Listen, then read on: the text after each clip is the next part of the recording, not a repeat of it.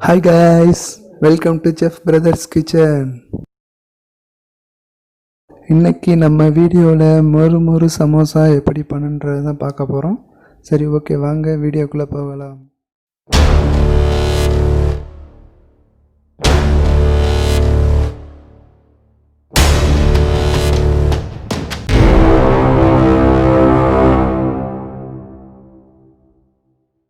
சமோசா செய்ய தேவையான பொருட்கள்: மைதா 250 கிராம், எண்ணெய் 2 டேபிள் ஸ்பூன், தண்ணீர் தேவையான அளவு, வெங்காயம் 2, பச்சை மிளகாய் 2, கேரட் 2, பீன்ஸ் 4, பச்சை பட்டாணி 50 கிராம், உருளைக்கிழங்கு 2, மிளகாய்த்தூள் 2 டேபிள் ஸ்பூன், மஞ்சள் தூள் 1 table spoon, garam masala 1 table spoon, உப்பு 1 டேபிள் ஸ்பூன்.